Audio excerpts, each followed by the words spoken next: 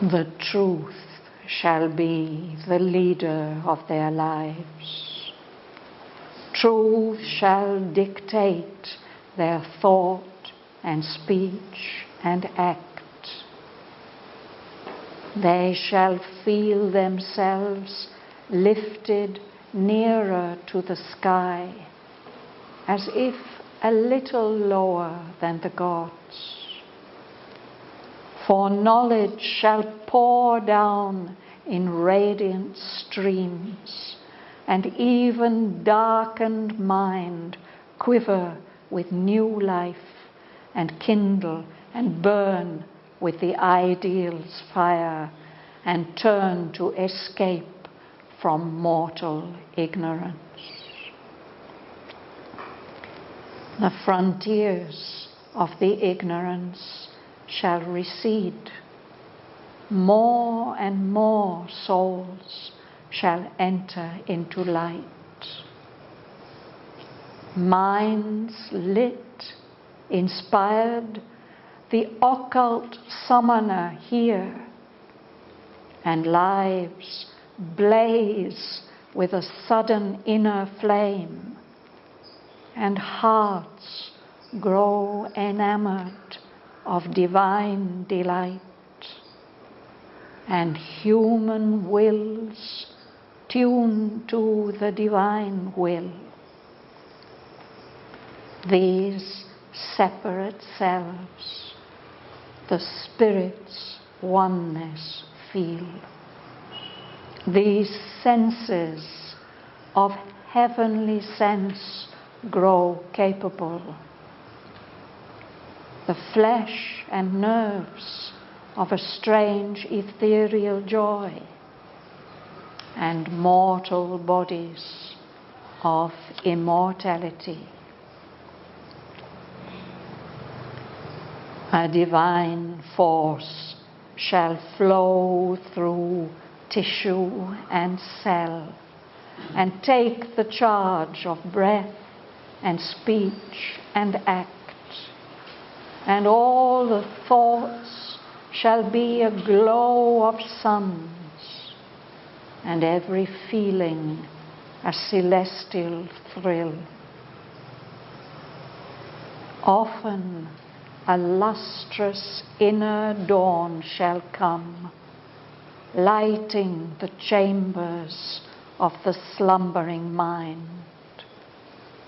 A sudden bliss shall run through every limb, and nature with a mightier presence fill. Thus shall the earth open to divinity, and common natures feel the wide uplift.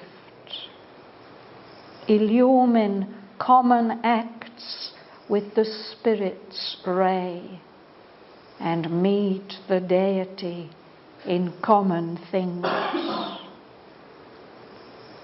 Nature shall live to manifest secret God.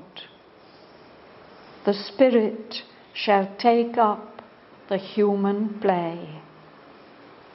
This earthly life become the life divine.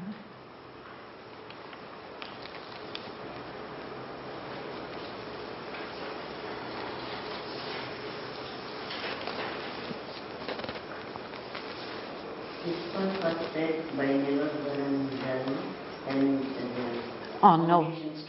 on November 24th, 1995, when NIROD-DA laid the foundation stone of the Savitri Bhavan complex, he read us this passage. He said Aurobindo had inspired him to read these lines from the top of page 710.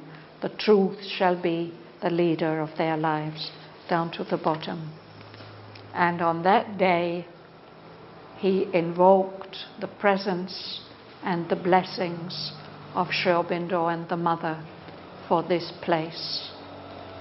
And their presence and their blessings have been very palpable here ever since that moment. I remember it very, very clearly.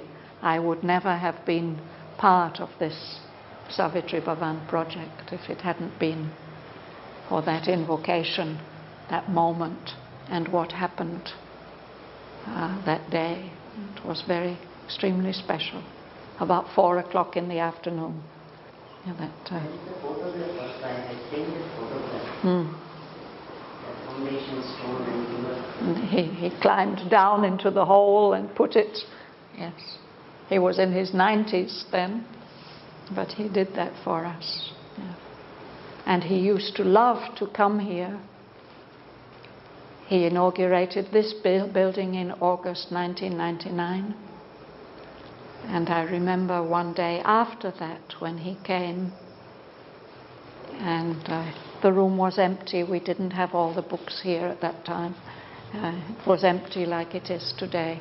And he stood more or less where Joelle is sitting, and he looked for a long time. And he said, "I'm very happy to be here. It reminds me of the time that I spent with the Lord." For 12 years he was Aurobindo's, one of his team of disciples who were with him the whole day from 1939 to his passing in 1950.